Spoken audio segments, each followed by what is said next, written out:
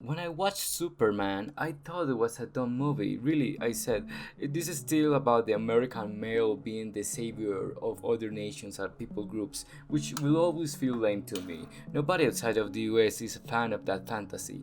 And yeah, you could make the argument that imperialism is Lex, not Superman, but you have to admit, even with Superman and the Justice Gang, the American exceptionalism is there, so. However, there is one thing that this movie does great. See, Superman is boring as a character. He doesn't have Batman's sword from rage or Spider-Man's working class hero appeal. The most you can say about him is that he's an immigrant, but he's still incredibly overpowered and lacks any conflicts of interest to make him interesting at all. He has not had any outstanding solo games, and the movies he has had the last 20 years were about making him more like Homelander back in 2013, and now this one about Palestine, so.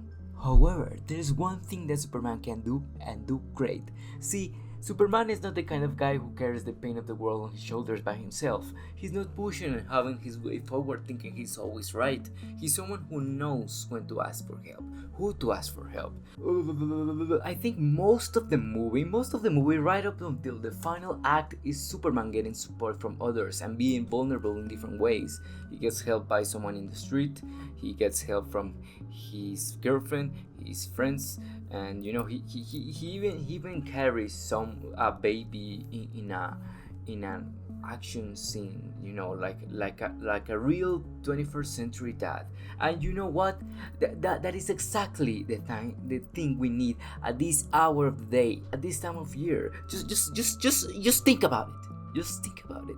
Think of all the Rick Sanchez, Homelander, Dr. House types we have gotten over the years. It's that stinky flavor of masculinity that has dominated many of us lately. The whole tortured hero, whatever. You know, I shred that stuff a few years back, like completely. You know, I don't follow those patterns anymore, you know.